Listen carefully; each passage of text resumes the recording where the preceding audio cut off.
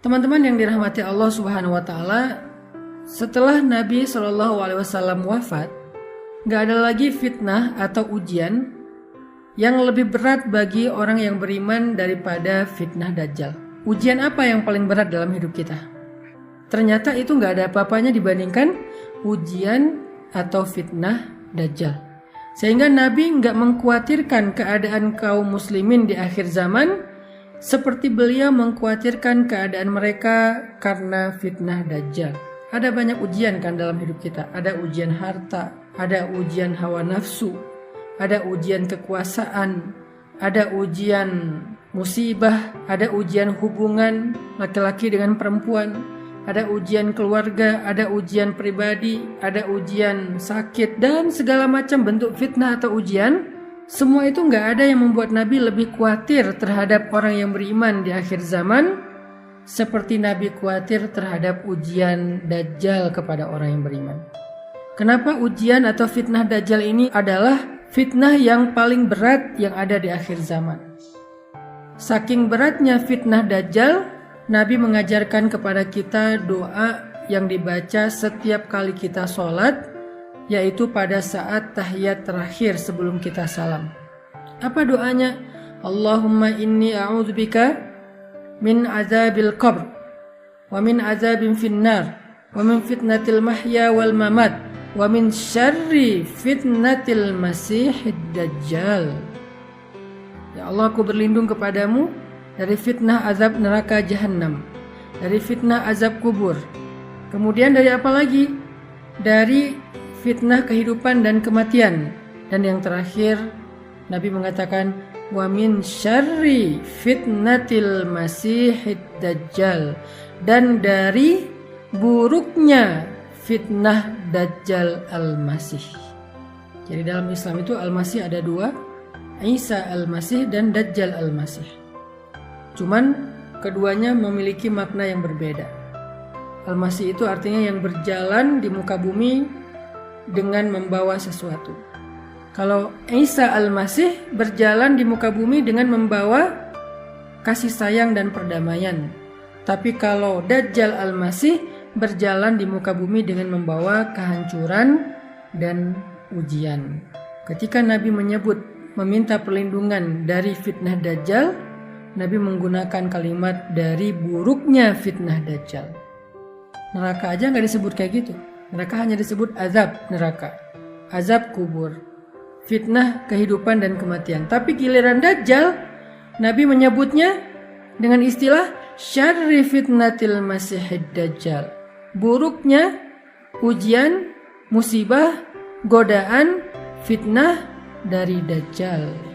Ini menunjukkan bahwa Nabi itu khawatir banget terhadap keadaan umatnya di akhir zaman, khususnya mengkhawatirkan keadaan kita apabila menghadapi fitnah-fitnah Dajjal. Apalagi yang lain yang diajarkan Nabi agar kita selamat dari fitnah Dajjal, agar kita selamat dari kejahatan-kejahatan yang muncul dari Dajjal. Salah satunya adalah Nabi mengajarkan kita tentang menghafal dan membaca surat Al-Kahfi.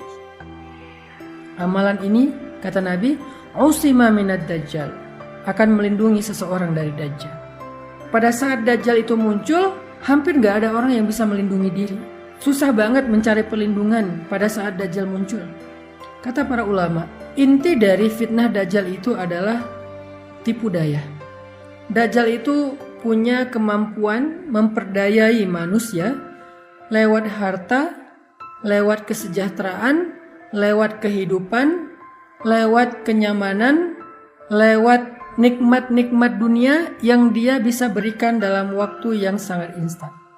Itulah fitnah Dajjal.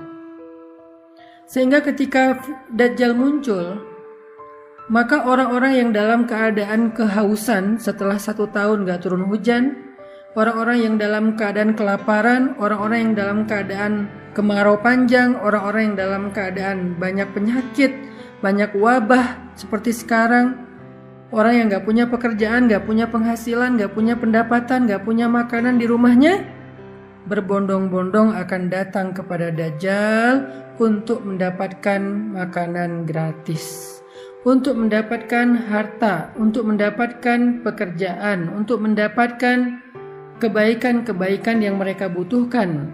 Tapi dengan syarat mereka harus kufur kepada Allah dan beriman kepada Dajjal. Itulah fitnah yang paling berat. Dan sedikit sekali orang yang mampu menghadapi fitnah ini. Dia membeli kekufuran mereka. Dia membeli iman mereka. Dia membeli keyakinan mereka untuk menjadi pengikutnya dan meninggalkan jalan Allah Subhanahu wa taala. Dan siapa yang menjadi pengikut Dajjal, maka dia kekal di dalam api neraka selama-lamanya. Na'udzubillahi min dzalik. Teman-teman, bisa kita lihatlah dalam kehidupan sekarang. Bukankah kita sering merasa hampir putus asa dengan pekerjaan kita? Ini belum keluar Dajjal. Ini masih kayak ujian-ujian kecil menjelang datangnya Dajjal. Ada ujian harta. Banyak dari kita yang hampir berputus asa dengan rezeki yang halal, sehingga kita menghalalkan segala cara. Banyak di antara kaum muslimin yang udah gak peduli lagi halal dan haram. Yang dia pedulikan yang penting saya bisa makan. Itu belum keluar Dajjal. Karena ketika Dajjal keluar, kondisi manusia itu dalam keadaan yang sangat-sangat sulit. Sehingga dengan kesulitan yang luar biasa berat itu, banyak orang yang akan berputus asa dan gak peduli lagi soal imannya, gak peduli lagi soal keyakinannya, gak peduli lagi soal akidahnya. Dia malah berburuk sangka kepada Allah. Sehingga tugas kita adalah melindungi diri kita dan keluarga kita. Kita baca Al-Kahfi, lalu kita ajarkan itu kepada keturunan kita, anak-anak kita dan keluarga kita.